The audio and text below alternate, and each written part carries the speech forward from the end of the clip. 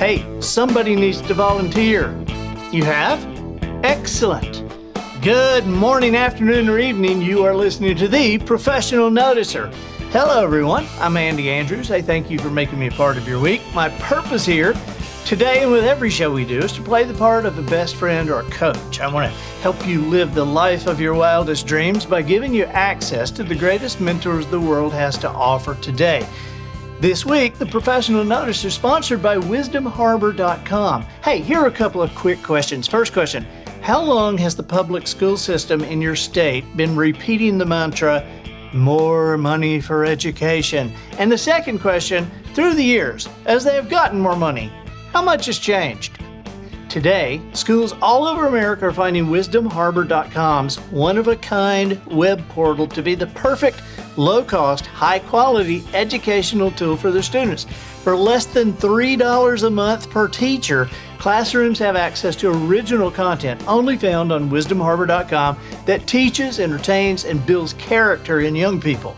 Utilizing video, audio, and the written word, content is delivered in small bites by Grammy winners, CEOs, comedians, chefs, best-selling authors, and Hall of Fame speakers. There are even guitar lessons from an award-winning songwriter.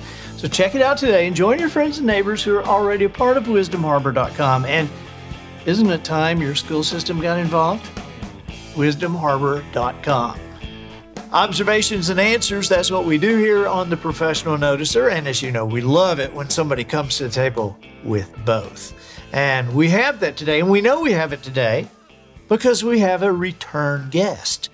And this person, let me just say again that this person is one of the 3 or 4 most important people in my life. He is a big brother, a coach, a mentor, and sometimes people ask me, they say, well, who coaches you? You know, who coaches the coach? Well, there you go. That's the guy. Please welcome the mayor of Mobile, Alabama, Sandy Stimson. So for those of y'all that may think that I coach Andy, when y'all see Andy do something really crazy, that's probably my fault, okay? Yeah, right. Man, you know, you being mayor of Mobile, a major city in Alabama, this was like a shock. I mean, when you said you were running for mayor, because and still to this day, the boys, Polly and the boys, are like, so he's like, how long is he going to be mayor? You know, I mean, they're still, and I think the reason is, and I don't want to embarrass you here or anything, but I'll just tell you guys, and you don't listen to this, but for a long time, people were trying to get Sandy to run for governor and run for Senate and trying to get him. And so I knew that he was turning those entreaties down. And I knew he was saying, no, I'm not really the person. And so when you called me and said, Andy, I just let you know, I'm running for mayor. I'm like, mayor? You're running for mayor? People want you to be governor. People want you to be a senator. People want you to be president of the United States. You're running for mayor? What's a mayor? And I never will forget what you told me. You said, I don't know that I can make a difference in Washington, D.C. right now. And I don't know that I can make a difference in Montgomery. But I know what to do here. And I can make a difference. And so... And I want to continue on this vein before I give you a chance to talk. But I thought about this so much during that time. And I thought, one of my best friends is running for political office. And why do people run for political office? I really, really, really churned this over in my mind. And I thought, yeah, I can see somebody running for political office because of an ego thing, you know, want the fame and all like that. I'm like, well, Sandy's already well known all over the Southeast and in some places in the nation, and certainly in South Alabama. I mean, he's a very familiar. I don't think he's doing this for fame. And then I think, well, some people probably do it for money, because I don't know how this happens, that somebody, gets elected to Congress or whatever, and then in 10 years they're a jillionaire. But I think, Sandy's not doing this for money. He already has money. Well, I guess he's just doing it to help, which seemed like such an odd idea to me at the time. So what was your thoughts coming into it at that point? Yeah, well, obviously there's no one thought, because when you make the decision to really do something radically different than what you've been doing and really getting out of your comfort zone, there's not one thought. It's an accumulation of a lot of thoughts, and typically I would say it has to occur over a period of time. But Andy, I think that today, knowing a lot more elected officials than I previously knew, I would say most of them start with the premise that I think I can make a difference. I don't think it's the money. There are egos certainly involved, that they would like do it to stroke their ego, and it can be for the influence and the power. But I think originally that thought is I can make a difference, and then sometimes that morphs into something differently, and maybe the longer you stay there, depending on which direction you're going in, it can be good or bad. But in my situation, I don't know that I said that I know what to do in Mobile. I just knew that we couldn't continue going in the same direction that we were going in.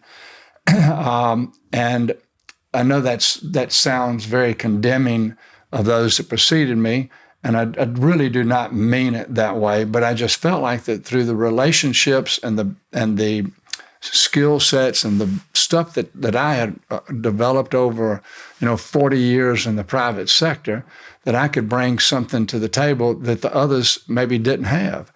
And I think that that's shown to be the truth, because we've been able to do a lot of things, been successful in a lot of areas. But going back to that thought process, you've heard me tell this story, and I mean, most people that are close to me have heard me tell it. But people were asking me to run for different offices, and kind of one night I'd spoken as the outgoing chairman of the Business Council of Alabama, and I'd made some rather pointed remarks that night to kind of tee some things up, and not tee up what my future was, but just saying the Business Council I thought should go in a certain direction. And somebody walked up to me afterwards, and we're standing up off to the side of the table, and Governor Riley's not but about 6 feet from me, and this person says, "When are you running for governor?" And I laughed, and I said, "I'm not running for anything." And this is probably 2010. And so they turned to Jean, who's standing right beside me, and said, "When is he running for governor?" And without missing a beat, she said, "I don't know, but when he does, he'll be married to his second wife." Well, obviously I heard that because, when people ask you to run for office, you toy with that idea. Sure. And she and I had never really engaged in a conversation about it, but she threw the gauntlet down, and I knew that where she stood. And I thought, well, if I do run, we've got to have a lot of conversations. And wow. There were friends of ours, mutual friends, that begged you not to run because they said you could not win because you ran against a machine. Yeah. Well, that's exactly right. And a lot of them didn't tell me that until after we won, and they said, that we were being nice to you, we were patronizing your candidacy. But going back to making the decision, what I realized is that I didn't need to go to D.C. You need to be there probably a long period of time. That was my thought. And I really didn't know enough about how state government worked. But the president, a governor, and a mayor, depending on the form of government that you have in your city, they're CEOs. I mean, they are the chief executive officers of those entities. And so you can make decisions as compared to, or you can lead, let's say, in such a way other than being a legislator or a lawmaker. Right. And I felt like that at my age, I couldn't afford to insert myself and start trying to be a city councilman or something like that. So it's at age 60, if you're going to do this and you're going to affect change, you need to run for mayor. So part of those conversations, went to talk to my partner and my brother, business partners, and one of my brothers, and my older brother said, you can't do this. We got to have you here. That's Fred. That's Fred. And then Ben on the other side, one of my first cousins, he said, I think it's great. You've been training all your life to do this. This is great. I love it. And I think, well, he's trying to get rid of me. And then Mitch, who's kind of quiet, he just says, I'm not sure he ever expressed himself. He just kind of sat there. And then, so I kind of crossed that threshold. And then Fred admittedly later said that he realized he was being selfish, with that comment. But one of the favorite stories I like to tell is about talking to my children, 4 children, boy, girl. And I started with Billy, and, as the oldest son, all of them really, it was, bottom line was, Dad, if this is what you want to do, we respect that. And, obviously we're going to support you. But as time has gone on, I think my 2 sons, they wish that Daddy, was no longer the mayor, maybe, done his stint and re-engaged with the family. But anyway, back to the conversation we're having with the children. And so I got to Nancy, who was the youngest at the time, and she was, I think, 24 or so. And she said, Daddy, you have to run. And I said, no, honey, I really don't have to run. She said, oh, yes, you do. And I'm thinking, uh-oh. I said, why do I have to run? She said, because you couldn't live with yourself knowing you could make a difference, and you didn't even try. I went, whoa, there you go. And so I thought, when she said that, I thought, that's the same kind of things I've told all of them about embarking on playing sports or joining this organization, or just if you can make a difference, you need to engage. And so I would say, Andy, that that conversation, other than the multiple conversations where I realized that Jean was going to support me, and she too felt like that, why do people keep asking Sandy? And so in that one of those conversations, I said, Jean, I really think I do have to run. I don't want to wake up one day and get to heaven and God say, Sandy, I kept sending you messages. Why didn't you listen? And so that teed it all up so I announced on September 7th of 2013, no, 2012 actually, 2012, that I was going to run. And that started a year-long campaign with raising a lot of money, trying to understand the issues, trying to figure out what is it that we were going to do differently, so that we could bring people together. And I drew upon all the things that I'd learned as being a member of a school board for 20 plus years, being, various organizations like the Business Council of Alabama, the Chamber of Commerce, having had the honor of being able to chair those. So I drew upon all of that. But as time has gone on, Andy, the thing at entering the process at my age and having done everything that I'd done, the thing that's made us, I think, the most successful is a lot of the relationships that developed over that 30 or 40-year period in business, being tangentially touching elected officials, helping them maybe get elected. And there's no elected officials, certainly there are no mayors that will tell you that they would, if they've been successful, it really is the team. And that's not just me patronizing, wanting to sound like everybody else, but you don't start off with the team on day one. Because of it being government, it takes a while to kind of be able to have the turnover that you need to be able to put the right people in place. So that, and I would really say that our success is, I think there are more people praying for my administration and for me and my family and the city of Mobile than probably maybe any mayor in America. And so I would say so too. I'm just believe that. And when I see things that are happening and people say, the world is that, how did y'all do that? Yes, it's teamwork. Yes, it's a lot of thought process, but it's an answer to prayer. Yeah. Yeah. I look at this makes me think about what government was meant to be, or how founding fathers. I mean, I don't think anybody back then, when they were creating our government, Yeah. I don't think that their intention was that people would go into politics as a living, that would be their, that they would do that for their whole life. I think the idea was to take the brightest and best, and they would serve for a time and then turn it to somebody else. So that, because I'm going to get mad thinking about this, but does anybody look at our congressional Senate landscape? Did anybody look at our government today and say that's the best we have? I mean, does anybody? No, they don't. I'll answer that question.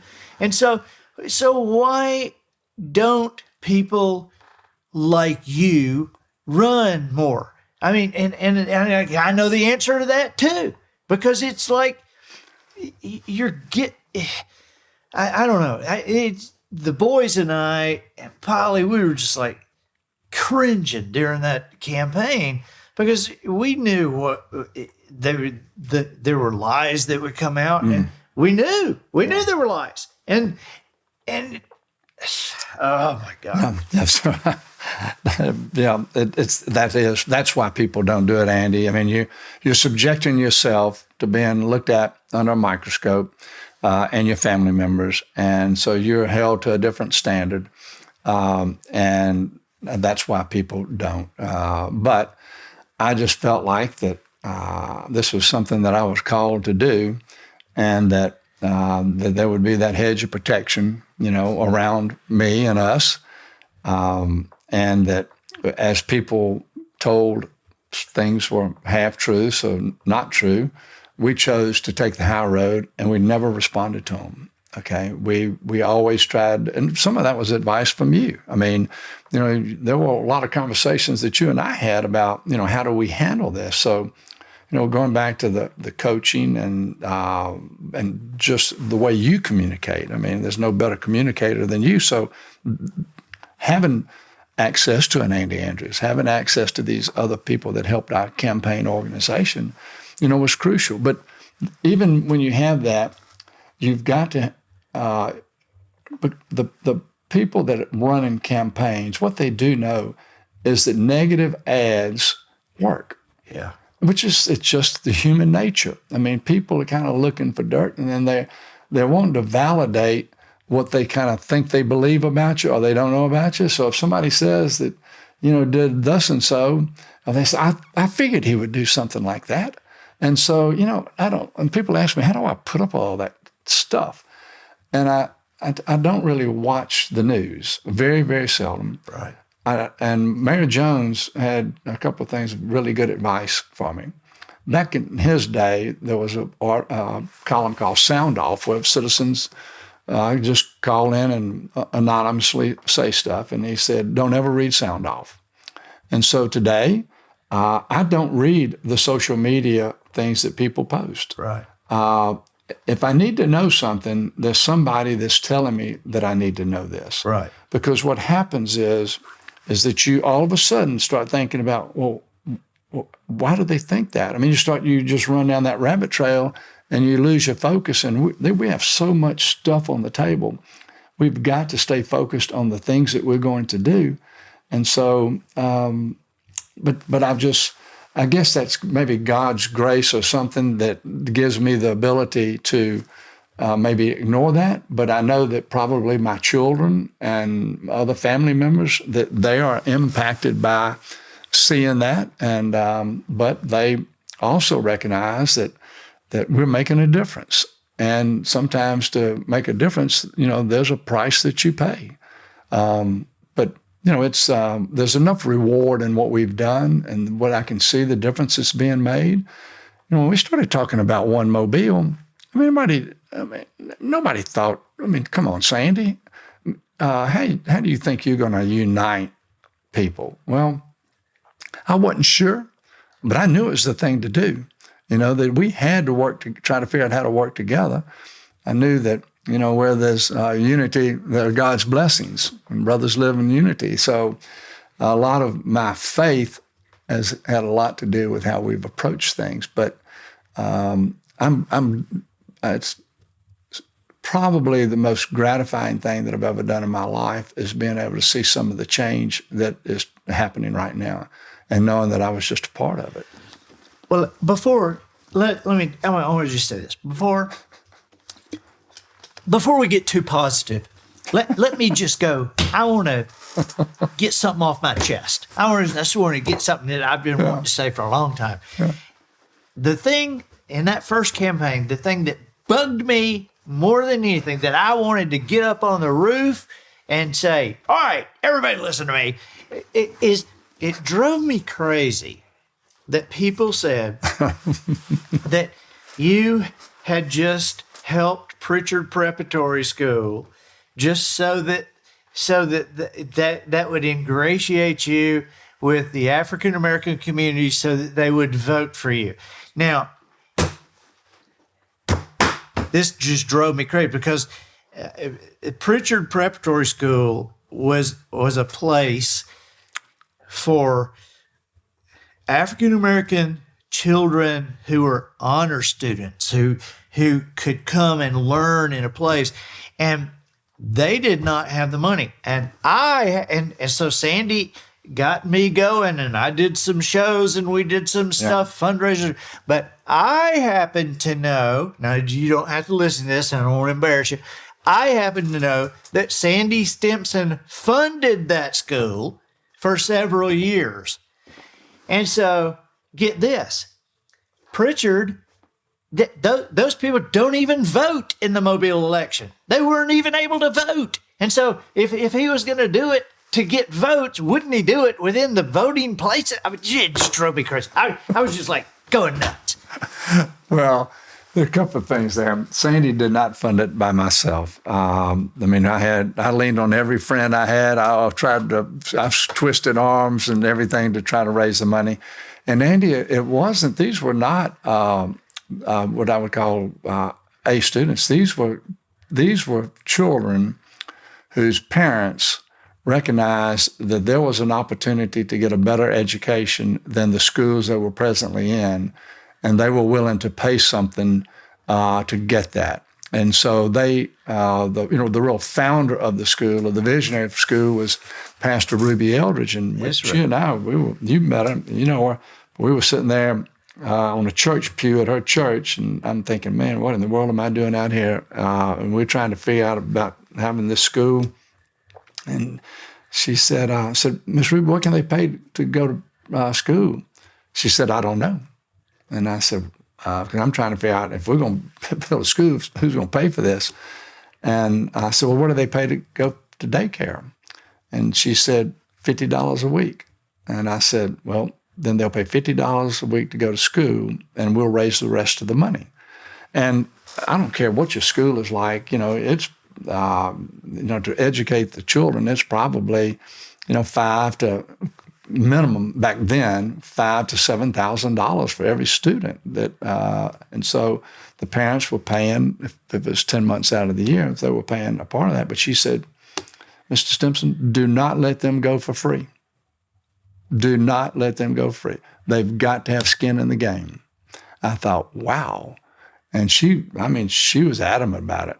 And anyway, but you're right. They looked at that as something that I did just to, as you said, tee it up so that I could run for mayor, but that was the furthest thing from the truth. And Pritchard Preparatory School, it still today is successful. It is huge, yeah. And it's changed a lot of lives. I had lunch with some of the city employees the other day, and one of them made a comment. He said, you don't remember this, but my granddaughter went to Pritchard Preparatory School, and she was having some challenges.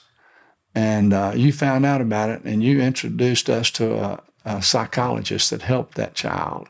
I'd completely forgotten about it, And I thought, man, and he had the opportunity to tell me, he said, I've always wanted to tell you thank you. Wow. And I thought, well, I appreciate you thanking me. But anyway, so that was a great chapter in my life. But it was one of those things, like when my cousin Ben said, you've been training for this all your life.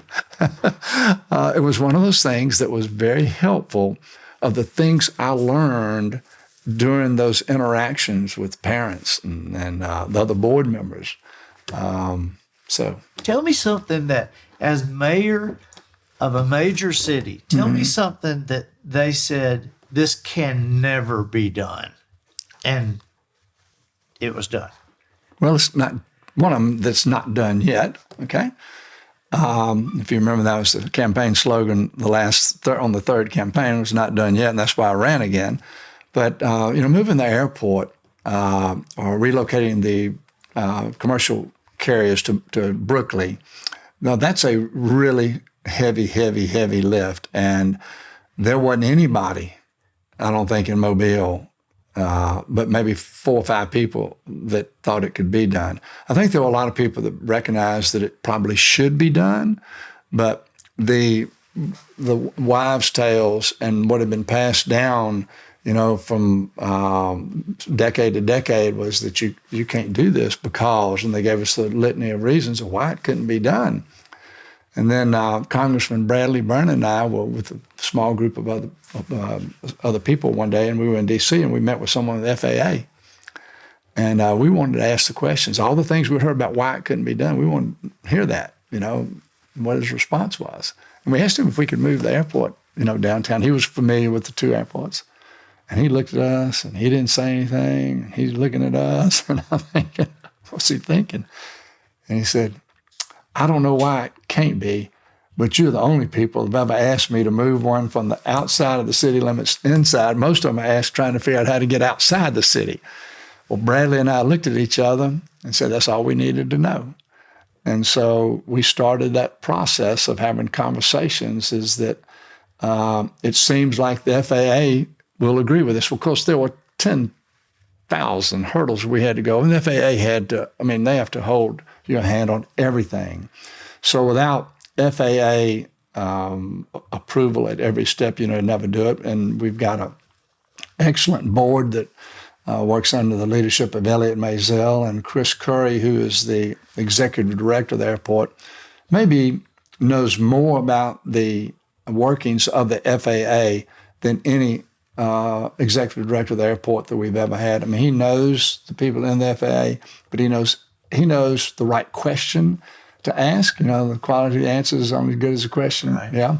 So Chris knows the question, typically knows the answer. So, we're well on our way. We think that we're predicting 2025, that's forecast, that we will have moved the airport. That's one. And there's just a multitude of them, Andy. There are more projects going on in the city of Mobile, whether it's resurfacing, repairing ditches, building new roads, repairing government buildings, fixing parks. But it takes so many people to do that. So it's how do we bring people together, in order to move that ball forward. And it takes a while to put the team together.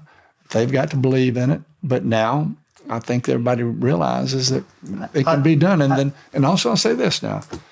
We've been very fortunate that the county, we have an excellent working relationship with the county. We have Governor Ivey's done more for Mobile than any 5 governors, okay? Wow. And so what Richard Shelby, Senator Shelby has done that's just off the charts. And so all of that to me, the collaboration, the right people in the right place, like Chris Curry, John Driscoll, and so forth. It's all an answer to prayer. I love that. I called you one day and I said, hey, where are you? And you said, I'm about to knock on a lady's door down here in the middle of Mobile in a not so good area. Tell me about that. Yeah. So we don't have enough time to tell you the whole story, but about knocking some of those places down. Yeah. So anyway, Chief Barber and I decided that we were going to go into this neighborhood, and it was drug infested.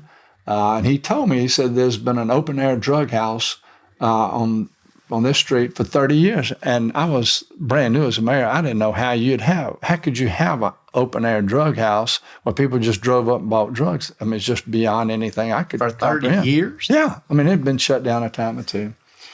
But so we weren't going knocking on the door of that house, but we were all around the neighborhood. And people were really surprised that they'd come to the door and they'd say, they're like, what are you doing here? I mean, when they recognized us. And of course, he didn't have his uniform on, so we're just plain clothes. It's December 20th. And we just said we came wish you a Merry Christmas. And, they just couldn't believe it. Said, Mayor's never been here, never seen the chief of police. And I said, well, we're just interested in what's going on in your neighborhood, and we want to make it safer. Well, one door we walked up to, and the chief told me, he said, now, if you're a policeman, you just don't walk up to the front of the door. You kind of stand off to the side. So I was going to shake this guy's hand, and his hand never came out from behind the door. And he said, you know why he didn't shake your hand? And I said, no. He said, because he had a gun in it behind that door. I said, oh, really? And he said, yeah. I said, well, that's cool. My gosh. But then in that same walkabout, this lady was in a motorized wheelchair. She had to have been 80 years old. And she recognized us, and she motorized out to the chain link fence. And she said, thank y'all so much for being here. Thank you. She said, we're scared to come out of our houses. And she wouldn't look toward the drug house. She said, those are really bad people, and we're all held hostage in our house. It was the first time that I'd ever met anybody that told me that they were held hostage in their own house, and it broke my heart. And she said, y'all, please do something. And I told her, I said, we fully intend to. We'll come back and see you. So about 6 weeks, 2 months later, we had collected enough information to shut down that drug house. And so I was going to make a beeline straight to her front door and just tell her I told you we were coming back. So I went, and there was no answer to the door, and a neighbor came over and said she died last week. And I thought, oh my gosh. But, when you have that interaction with citizens, when there's nobody around, you can find out things that you wouldn't know otherwise. And mayors typically only know things from their previous experiences, things that people tell them that's going on. They get you reports, they tell you this is what the police department done, or somebody in the street tells you what's going on. But we only typically know what people tell us or what you see. And so I've learned a lot from just knocking on a door and somebody saying, and it could be something simple, Andy, like, we need to fix this street light, or it would help to do this and that and the other. But I think that when it comes to trying to create one Mobile, that people realize that I'm sincere, truly sincere about trying to unite the community to move it forward. And it may be selfishness on my part, but I just realize we can get so much more done.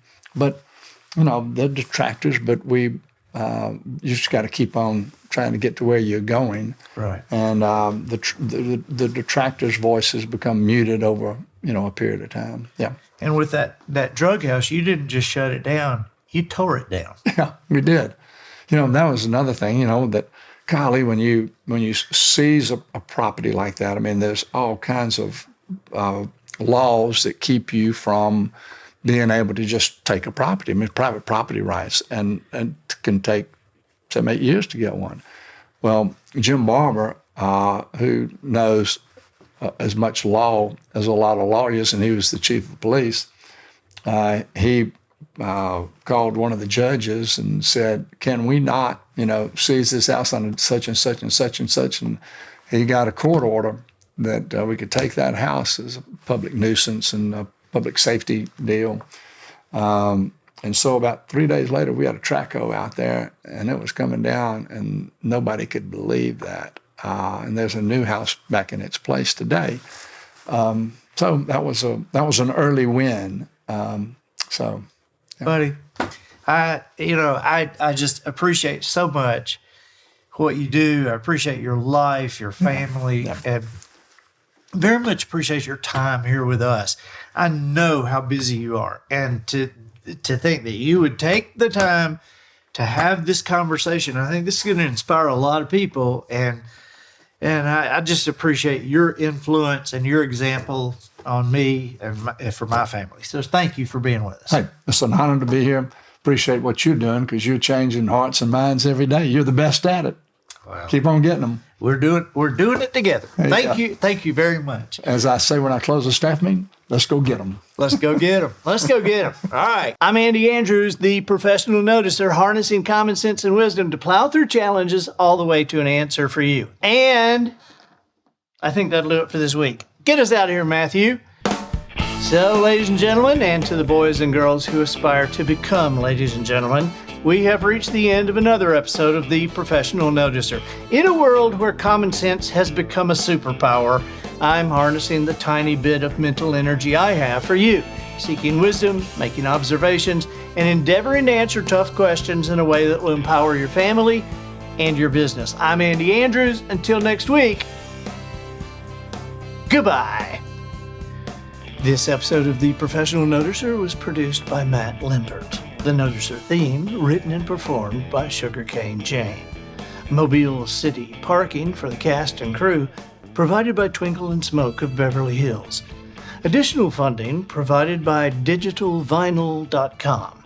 Friends, are you buried under the weight of so many computer files, folders, documents, storage apparatus? Have you just had it with the inconvenience of rechargeable batteries? Wish you could just plug a device into the wall and be done with it? Do you wish music could be delivered in a simpler way? At digitalvinyl.com, we bring stress-free living to you immediately. Do you have your favorite music in a digital device? Did you set up a mind-bending account with a username and password so that you'd forget your password and have to beg your wife to think of it? Did you search for songs only to find out they weren't included in the subscription list you bought? Do you have another fight again and again with your wife over the password to hear the songs you're able to download only to find your server is down, the cloud didn't download, and your battery has drained? There is an easier way. We have invented a device that we like to call a record player. Buy one on our site, then send your digital files to us, jumbled though they may be, and we will converge those digital dots and dashes into smooth vinyl disc that will play on your record player. Move into the future today. Contact us now online at digitalvinyl.com. You're welcome.